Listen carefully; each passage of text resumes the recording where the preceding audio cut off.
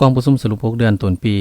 2026 ของโครงการส่งเสริมการศึกษาเด็กก่อนวัยเรียนคันบ้านเมืองตะโอยแขวงสารวันได้จัดขึ้นในวันที่ 30 มิถุนายน 2026 นี้อยู่ที่ห้องประชุมแผนกศึกษาธิการและกีฬาแขวงโดยการเป็นประธานของท่านนางผู้เวียงอินทศรห้องหัวหน้าแผนกศึกษาธิการและกีฬาแขวงสารวันท่านมณีวงศ์ดาวัยสันติหัวหน้าหน่วยงานแผนงานสมาคมเยอรมันเพื่อการพัฒนามีทั้งนายจากกรมหัวมือกรมการศึกษาเด็กก่อนวัยเรียนกระทรวงศึกษาธิการและกีฬาแผนกการต่างประเทศแขวงห้องว่าการแขวงห้องการศึกษาธิการและกีฬาเมืองตะโอยพร้อมด้วยภาคส่วนที่เกี่ยวข้องเข้าร่วมท่านเสริญสวัยอรไทยผู้ประสานงานโครงการส่งเสริมการศึกษาเด็กก่อนวัยเรียนคันบ้านประจำเมืองตะโอยได้สรุปการจะตั้งปฏิบัติบรรดากิจกรรมของโครงการในระยะ6เดือนต้นปีและทิศทางแผนการ6เดือนถ่ายปี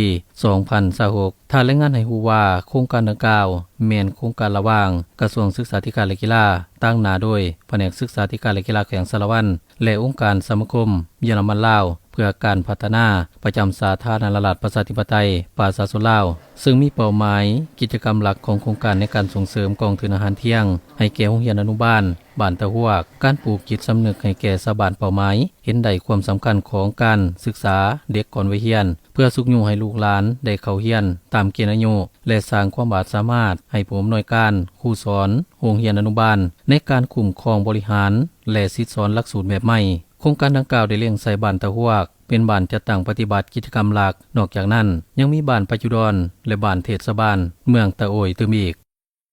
ผ่านการจัดตั้งปฏิบัติโครงการสมาร์ทสรุปรายงานใดดังนี้กิจกรรมของโครงการ 1. ส่งเสริมกองทุนอาหารเที่ยงให้แก่โรงเรียนอนุบาลตะฮวกปลูกจิตสำนึกให้แก่ชาวบ้านเป้าหมายเห็นความสำคัญของการศึกษาก่อนวัยเรียนเพื่อสุขอยู่ให้ลูกหลานได้เข้าเรียนตามเกณฑ์อายุสร้างความสามารถให้แก่อำนวยการโรงเรียนและครูสอนโรงเรียนอนุบาลในการคุ้มครองบริหารและสิทธิสอนหลักสูตรแบบใหม่ภาคที่2นั้นเป็นภาคการจัดตั้งปฏิบัติกิจกรรมต่างๆและการนำใช้งบประมาณของโครงการฝึกอบรมด้านวิชาการปลูกฝังและเลี้ยงสัตว์น้อยให้แก่พ่อแม่นักเรียนชาวบ้านเพิ่มอีก1ครั้ง5คน1บาทถึงอยู่11,450,000 กีบสนองอุปกรณ์การปลูกและการเลี้ยงให้แก่พ่อแม่นักเรียนชาวบ้านเพิ่มอีก5คนอีก1บาทเนาะถึงอยู่11,601,500 กีบเพื่อควบคุมการปรุงแต่งอาหารโภชนาการให้แก่พ่อแม่นักเรียนชาวบ้าน1ครั้ง25คนปลูกจิตสำนึกให้แก่พ่อแม่นักเรียนให้การร่วมมือในการสุขอยู่ลูกหลานของต้นเขาเรียนตามเกณฑ์อายุเขาเรียนกิจกรรมย่อยกวดกาสุขภาพและให้ความรู้เกี่ยวกับการป้องกันพยาธิเบื้องต้นให้แก่เด็กน้อยโรงเรียนอนุบาลตะฮวกการจะตั้งปฏิบัติกิจกรรมหลักของโครงการมีคือฝึกอบรมด้านวิชากา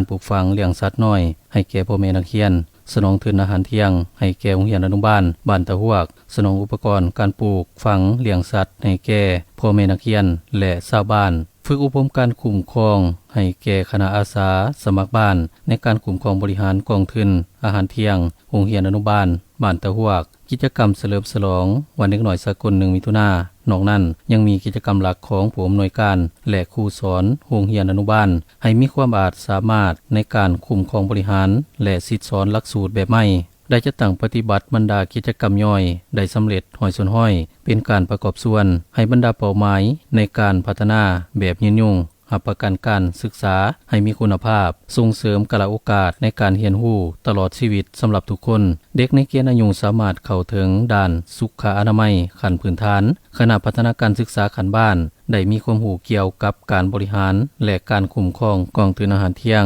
กองประชุมบรรดาผู้เข้าร่วมยังได้ร่วมกันประกอบความคิดความเห็นพร้อมทั้งได้ยกให้เห็นบางข้อคงค้างและสิ่งท้าทายที่จะต้องได้รับการแก้ไขในต่อหน้า